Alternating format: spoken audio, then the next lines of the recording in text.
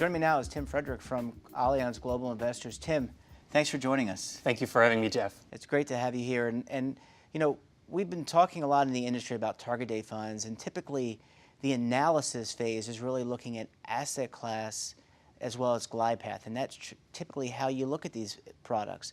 Maybe you include some data analytics, but now you're adding risk to the equation. Tell us a little bit about that. Well, I would say that risk has always been part of the equation. It just hasn't been addressed properly. If you're thinking about setting up a retirement plan, I think the most important thing that everybody should be doing is asking yourself the question, what's the goal of the plan? And this might be a simple question, but I think when you start to think about it, it becomes more and more difficult to really answer that question. So when we think about setting up a retirement plan, and a glide path is one important aspect in that, one of the important questions is, what do you actually want to solve for? What are the risks that you're trying to manage with a glide path like this? One possibility could be to say you just average, you maximize the average outcome. But is that really what you want to have at the end of the day? Do you want to have the maximal account balance? The approach that we're having is to say we want to get most people across the finish line with the least amount of risk. So when you set up a plan, the important thing is to know what risks matter to you and what are the goals that you want to solve for. And all the principles that you're talking about here domestically in the U.S. really were born in Europe. I mean, you've been working with plan sponsors over the years on defined benefit plans and their defined contribution schemes, really inherent in these principles that you're talking about. That is correct. So the history of the team that I work for is we started to work on these projects and these products in Europe about 10 to 15 years ago, and we're now bringing these capabilities over to the United States. And you also made a good point. We started working on defined benefit plans, and now that we see the industry moving from defined benefit to defined contribution plans, everybody is talking about the DBization of DC plans. So we're taking elements like LDI management, like dynamic risk management, and we're taking them to the DC world. Because what we've done in the defined benefit world is nothing else that we can do in the defined contribution plan, just that one participant has his own little defined benefit plan. But the target date fund really in the DC plan is really, quote unquote, where the action is. I mean, if you look at different studies, you look at individual plans, you look at on a record keeping basis, participants more and more want to set it and forget it. They like the target date fund.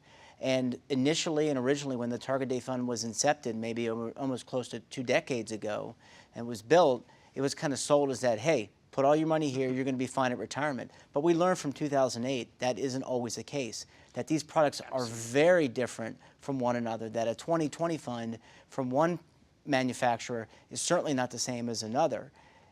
It begs the question to have much more scrutiny over these products and to understand what these types of products are in effect doing. You bring up a lot of very, very good and very important points here. Let me start by saying target date funds are a very helpful tool. One of the most important factors that you need to consider when you're investing for retirement is how much risk do you want to have at which point in time. So the most important question is what glide path is the right glide path for a plan. And a glide path is a very, very good tool for participants to manage their risk exposures throughout their savings period. What does a glide path do? Think about it that way. If you're 30 years old and you have 35 years until you retire, maybe if you're lucky 25, you have a long period. And there is basically no period in the markets in which equities wouldn't outperform bonds over that period of time. So a young investor has actually the risk of not having enough risk in his retirement savings. The closer you move to retirement, the smaller that time horizon to your retirement date becomes, and the less risk you want to take. Why? Have we seen one-year periods in which stock markets didn't outperform the bond markets? Absolutely. Just think about 2008. Having 50% in your portfolio in stocks in 2008 would have been a disaster for your retirement savings. So a glide path is maybe the most important tool that helps people throughout the savings phase to allocate their portfolio properly. But to the second part of your question, is that a set it and forget it tool?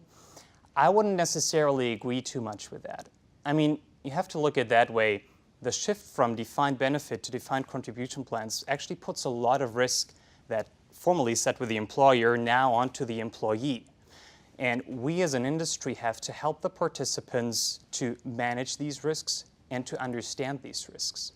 So even though a glide path helps you to navigate through these times, you still need to make sure that you understand if this is the right glide path, if this is the right target date fund, if this is the right retirement setup that you have. And the third part of your question, what can you do to protect yourself in a year like 2008? Well, if you're just working with a glide path, you can't do that much because you have a static asset allocation. This is where we believe dynamic asset allocation can really add a tremendous value, because this tool helps you to deviate from your strategic glide path and maybe de-risk a little bit more in years like 2008, but participate in the markets like in years in 2013.